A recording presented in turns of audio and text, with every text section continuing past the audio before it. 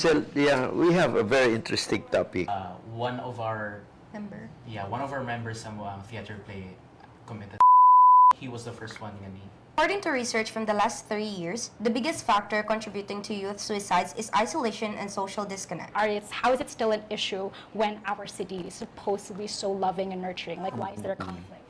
That's Okay. When we're talking about mental health, it's naagay siya sa brain. Ang sakit niya is dili na to makita. That's why I'm asking, sa inyo habang level, naabay awareness na how deep is your awareness already among your peers? No? Kay pag medyo ibang generation na, ibang pang namin, di ba? Ibang level, ibang understanding. Sasabihin ingnon dayon na pag-ampo, you know. And then yun tama no, may nagaingon nga OA ra kayo mo, weak kini siya nga generation. Your thoughts on that? That not everyone is talking about, and that really like nakaingon jud ko nga lagi ba dapat kanipod siya nga sensitive topic is kailangan nato ni siya mastoryahan or kailangan nato ni siya nga kanang i-open sa mga kabataan like sa ato kay we all know na daghan na kay cases dari nga it's because of the mental health bitaw nga wala kay nabutangan og importance and focus, and that would lead to like na mention ng mga suicides and stuff like that. Ladies and gentlemen, good afternoon. Welcome to Overtime. This is 𝐚𝐫𝐤𝐬𝐬 Rivera, and let me welcome Attorney Oscar OCA Moreno, sir. Yeah, thank you, Sel. Good afternoon, and good afternoon, everyone, and welcome to another episode of Overtime. The beauty of taking up this issue this afternoon is we're talking to the youth. So, Sel, please do the honor of introducing our guests this afternoon. Yes, thank you, sir. Actually, we have 4 guests, no? Siguro we'll have the first 2 of them. And the first is a native of Iligan. The whole family lives in Cagayan de Oro, and they manage the 𝐜𝐿𝐫𝐢 Academy. She was a valedictorian in 2021 and Student of the Year at 𝐜𝐿𝐫𝐢 Academy. And she got an Academic Achievement Award at the George Washington University Online High School, and a Pixel Community Award of the Stanford Online High School in 2017 to 2021 as head of the School Award Club Leader with Distinction Award. Ito pala yung mga awards niya. And she also finished a Bachelor of Science double major in Communication and Theater and a Dean's Lister with a GPA of 4 at the Denison University Bachelor of Arts.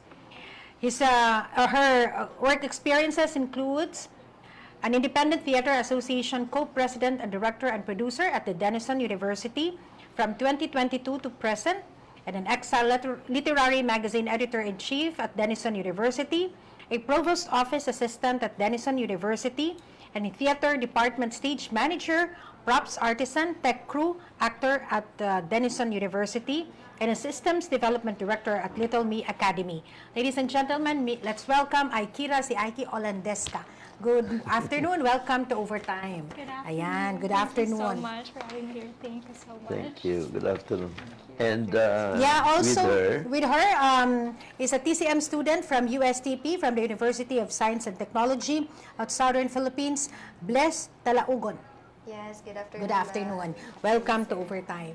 Yes, Attorney. So, yeah, we have a very interesting topic, and talk about mental health from the point of view of the young.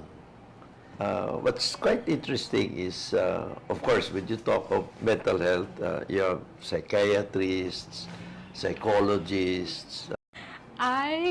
When thinking about mental health, I think that's very much what we're used to when talking about and approaching the topic, attorney, of like, this is something that's in the realm of psychologists, psychometricians. I also thought the same thing myself, like mental health is only strictly within the psychological realm. As a communication and theater double major, as Tita described earlier, I wanted to approach the topic from a point of, if it's only psychologists and psychometricians who are in charge or and who have authoritative say on the issue, then how does that leave all of us accountable? Sometimes when talking about mental health, I notice that people often say, oh, go see a psychologist, or oh, we're not allowed to talk about that because we're not mental health professionals. And it does give space for people to, yes, talk about it in the right spaces, but then sometimes I feel like it risks not taking care of people, possibly, when we have maybe a little bit of space or time to. And so I don't necessarily have an interest specifically in psychology, but my interest is in trying to help a little bit as a person and a citizen where I can, and that's where the interest came in, to talk about mental health. Okay. Yes. And what made you interested this particular issue?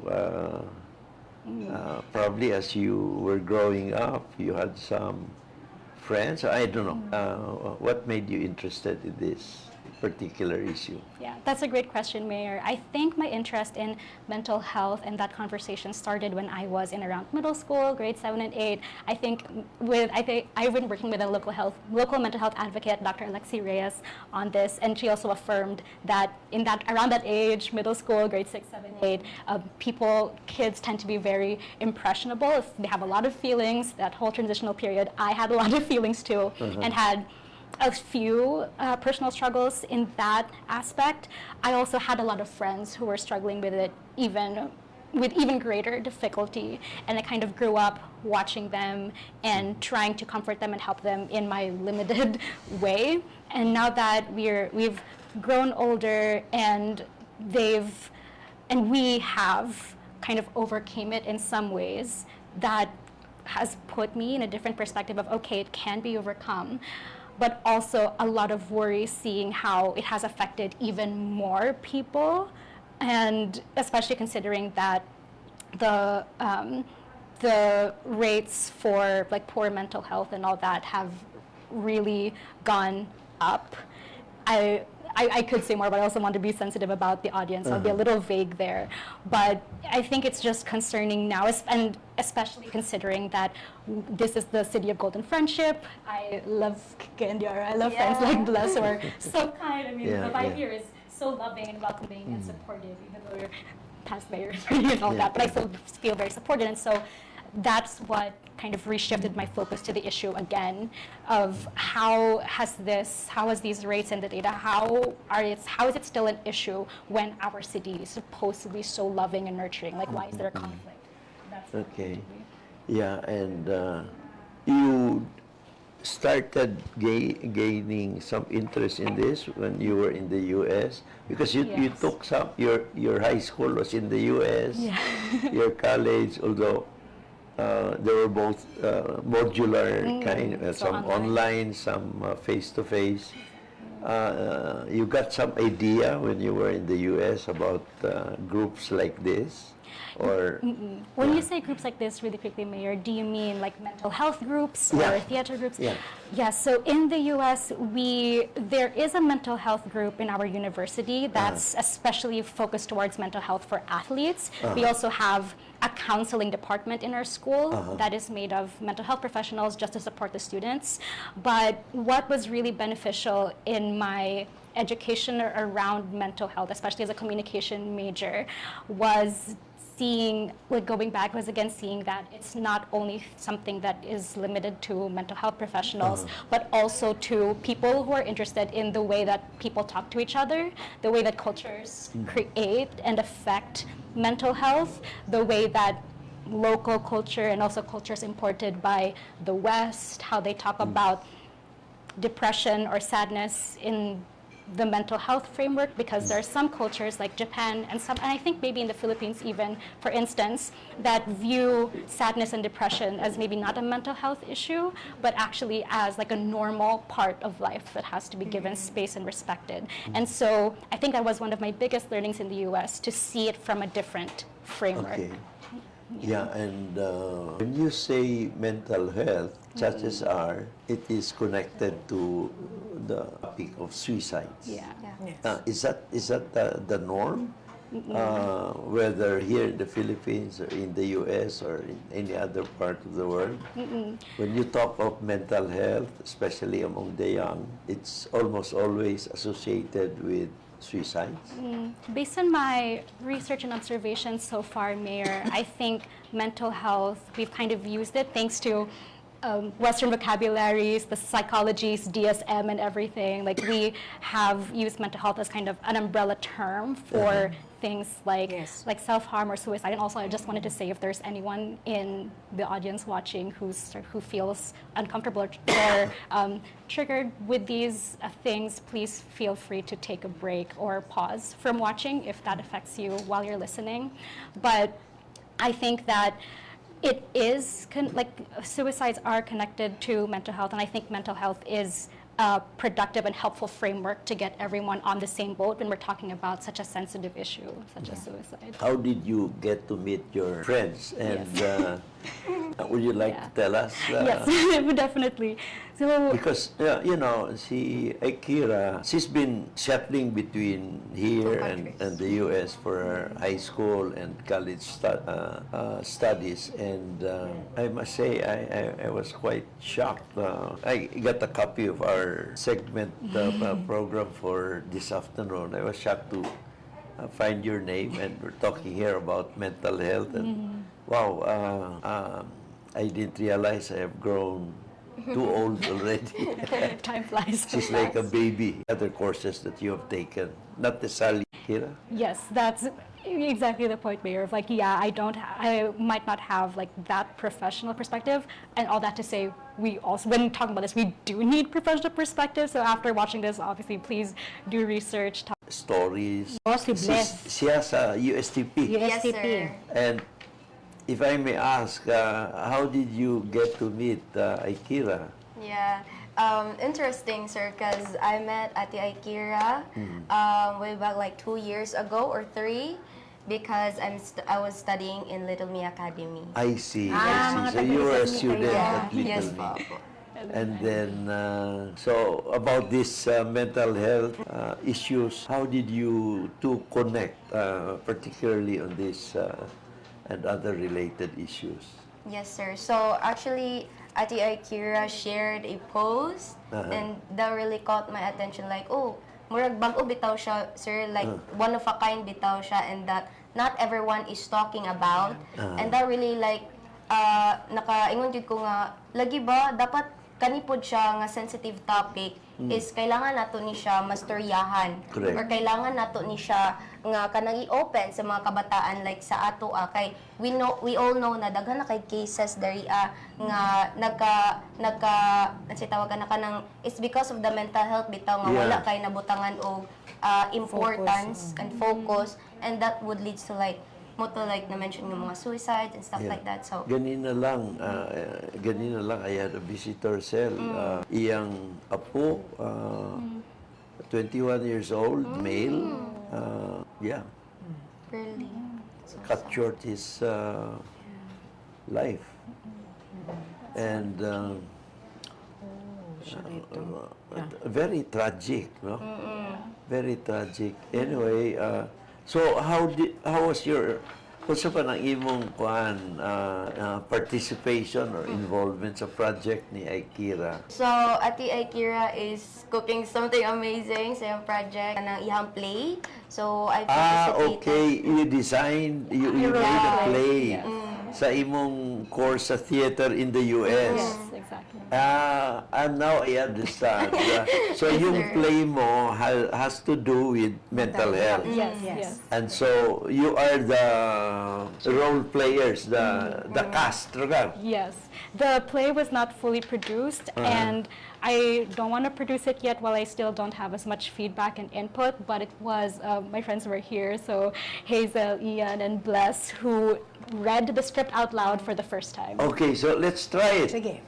Let's try it. So we're going to read the script. Yes. Is that what we're going to Do do? you have it with you? I can pull it up right now. Yes. Yeah. Okay, so Yes, the play itself is about the complexity of the mental health and suicide crisis in CDO, and so there are many different scenes. It's actually not like a traditional point A to point B script. Okay. It's more of like different scenes. There are 22 different scenes. Okay. There are 13 characters who shift their roles throughout the play. Okay. And it's a collection of scenes that I wrote myself where I'm imagining conversations around mental health.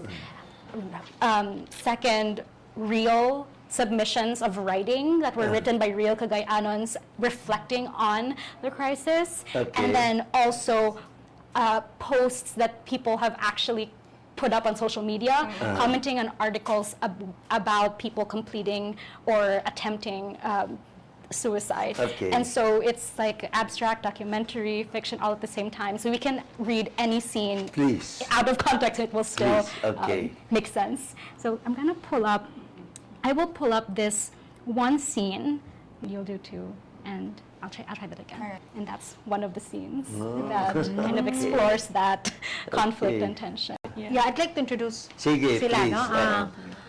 Ang nakadugang karon is a music composition major at Liceo de Cagayan University, and is also a local musician, si Ian Paulo. Hello Ian, welcome to Overtime. Also with us, sir, is a student at Golden Heritage Polytechnic, taking up business administration, right? He's a 𝐸𝐬𝐬𝐬 Bordas, correct? Yeah. Bordas?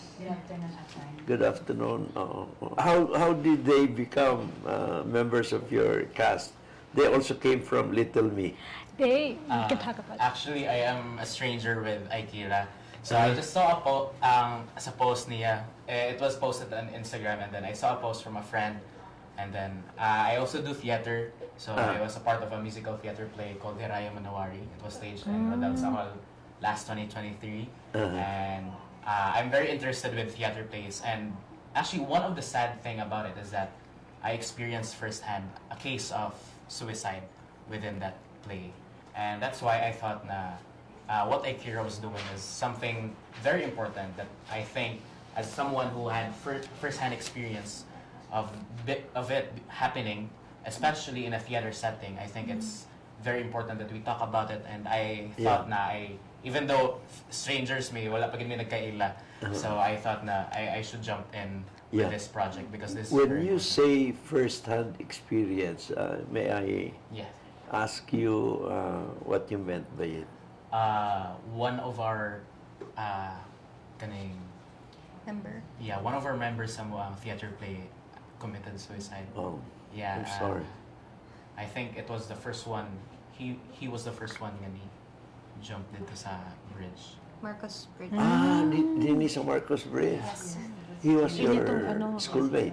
Yeah. Bandmates. Yeah. Pila iyang edad? One year younger sa ko. So grade 12 pa to grade 11 siya. Lalaki o ba? Lalaki. And It was something it was something na I didn't expect because he was a very joyous person, of course. And when we're talking about mental health, it's naagid siya sa brain. Ang sakit niya is dili na to makita. So when we're talking about mental health, the person could be very happy in the outside, and then you just didn't know well, that happened already. And I was actually at home na already. Gikan mag-rehearsal, and then we just heard the news na died from our phones, and then later on, niabot na sa local news, and everything was going on, and it was a lot of things. did you have any indication or did he give any sign or? That's the thing because we were friends pero dili mi inana ka close. He had a circle of friends. So sa mga production nato it was kind of big, mga 70 people may. Okay. So he had his circle, and then I had po ko nakabalo when that happened na gidayon. So it was shocking for me, and again dili ginato mag-guess because especially nga lain-lain tagwan. And I think that's one of the very message of what Ikera's play. Now, it's the title is "Carry This With Me," and we don't know what other people are carrying with them. No? So it's a big city, it's a big place, pero at the same time we almost know everyone. No, it's a big small city, pero we don't know what everyone is carrying. And I think this theater play is very good with telling that. No? provided a space for young people to really talk about this seriously. Because probably you've been hearing about mental health from the elders, from the experts, and probably they also have a different perspective of what mental health is all about, no? Yes. Parang different siya coming from you guys. Kasi I think we have to look at the multi-generational yung differences natin. Yes. So that's why I'm asking, sa inyo habang level, naabay awareness na how deep is your awareness already among your peers, no? Kay pag medyo ibang generation na, ibang pang namin, di ba? Ibang level, ibang understanding. Sasabihin ingnon dayon na pag-ampo, you know. And then yun tama, no? May nagaingon nga OA ra kayo mo, weak kini siya nga generation. Your thoughts on that? That's what I want to draw out from you. I Yes, think, please. yeah, when it comes to awareness, I think the younger generations are very much well aware. I think the Department of Education has a lot of programs that really give the younger generation more awareness about this stuff, no, and this kind of topics, especially nga katong yun, na inahitabo nga daghan gid nga mga cases. But I think what we lack of karon, there are awareness, there are things nga kabulutan nga gakahitabo na ni. What we are lacking is the understanding of it. That these things are not simple, and I think that when it comes to approaching these stuff, I think especially with coming up of in a way it's in a theater setting, so it's a new way of giving a chance to other people to make this problem become more understandable.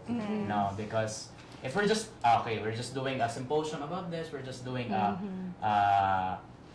like lessons, inana. I think it's okay, it's fine, pero in a way, this as a creative gapon, diba? This is something refreshing at the same time, very important because we can share this very important stuff in a way nga dali na siya ma-digest and accessible para sa tanan. If you are to address other people, like how would you want people to react to this? Like pag may mga ganito, kasi iba nga yung perspective niyo, no?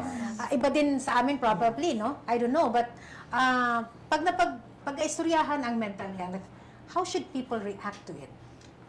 Sa inyo sa inyo ang mindset. For us, mag-una ang emotion. It because heavy na din siya sa himself. At the same time, that dira na siya nga time makashare it because some people are no judging her or his. Kay some people pod interested because they have currently situation and without helping each other. So it's time na makashare siya because this is the time nga magsulti po siya na kaya na nimo it because naapod me. So I understand you without any judgment. I'd like to add to what Hazel said also. I think that person-to-person empathy is so deeply important, Yes. especially for people who are directly affected by the crisis. I think that, yes, awareness and, like Ian said before, understanding is also important, not just on our generation, but on a wider scale, because it's not just the people who are directly affected by suicidal thoughts that are suffering, but even those who are providing comfort, that will end up being heavier for them also. And so what we need is not just like 5 to 10% of the population.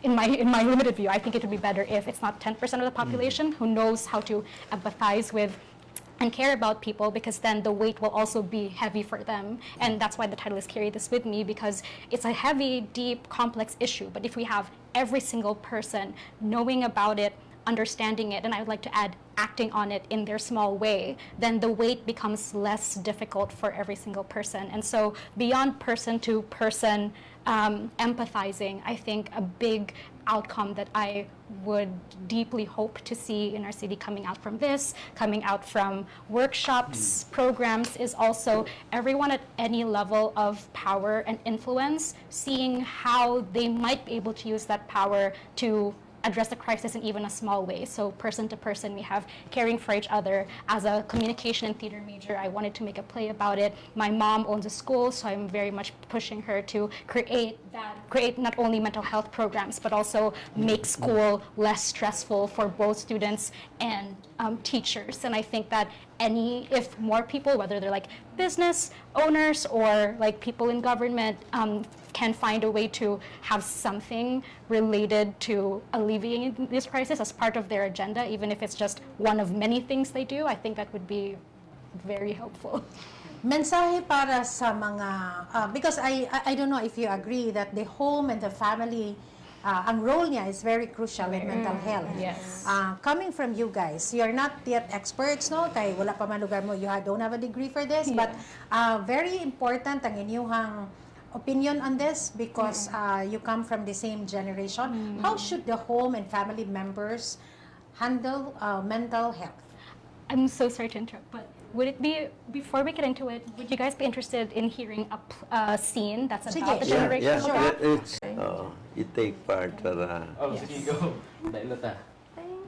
I will do I'll do the opening scene, one of the opening scenes that helps frame the issue. Let's do, 𝐻𝐬𝐬𝐬, do you want to do, actually can the three of us do it? Bless, can you do 3, I will do 4, and then can you read the comments afterward? I will direct, so that it's easier for us. According to research from the last 3 years, the biggest factor contributing to youth suicides is isolation and social disconnect.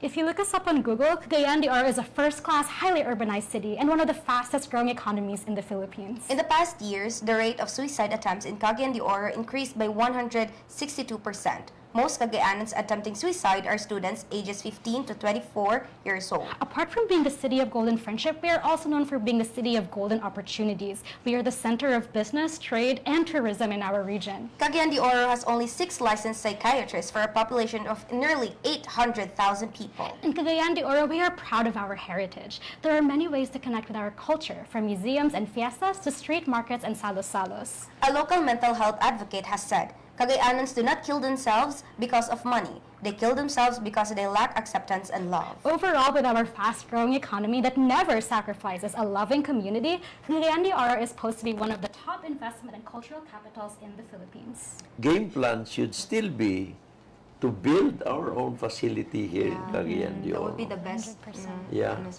alternative. Yeah. But of course, what you're doing is really very awakening. Yes. No? And I'd like to congratulate you all.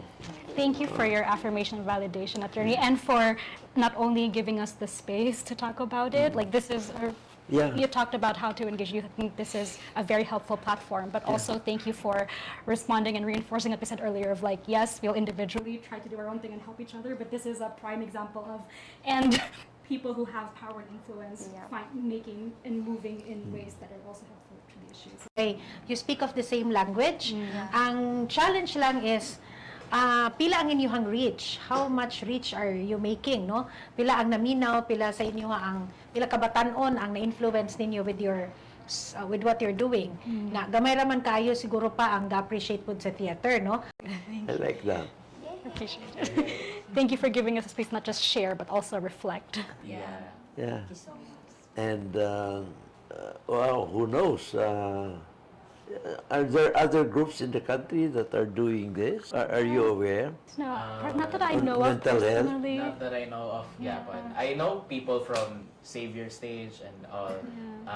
Pero I think they have their own companies, Campaigns that raise awareness about this issue. I mean, this is one of them, and also raising understanding of how can we talk about it in a way that's, yes, about mental health, but also about our culture and everything. I think this can help create a lot of emotions and empathy from people, a lot of energy that they hold. Like after watching this, it's like, oh, this, I mean, at least for me, when I hear these kinds of things, I'm frustrated, furious. You haven't organized your group. Ikaw, USTP ka. Yes, sir. Golden Heritage. Ikaw? Saleseo. Good, good.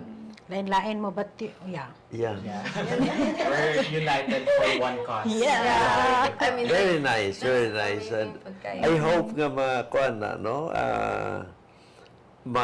ma-inspire ang mga kabatanunan sa inyo. And in fact, that's a very strong message, no? When you said ganina nga you have not met Ike, and but when you read that in the Instagram, you pero ano na gid ang uso karon sa buhok.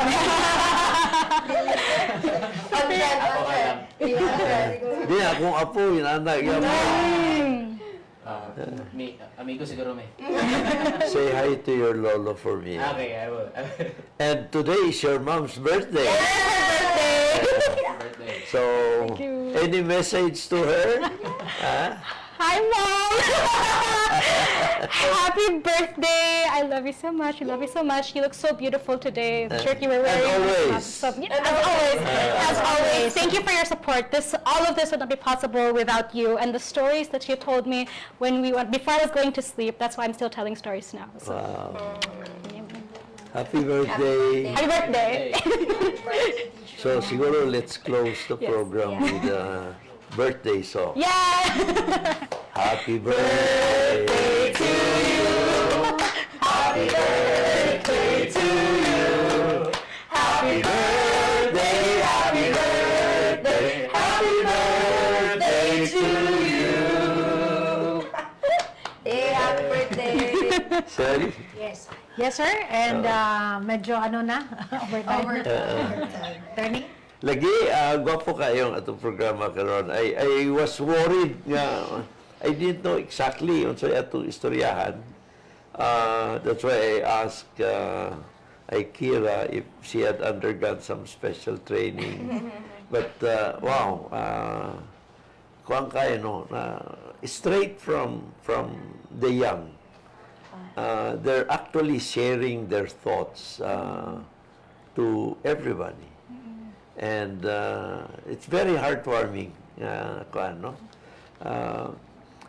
to address an issue that can be difficult, can be very complex, Sensitive. but you have made it very simple and straightforward. Thank you. Thank you for that. Congratulations to you all. Thank you. Good luck. Good luck. Thank you for your help. Yes, Kasi- and thank you very much ato mga bisita to these young guys here. And sa tanan nga nakiguban, daghan kayong salamat for always joining us here at Overtime. Mayong hapon kaninyo tanan. Thank you.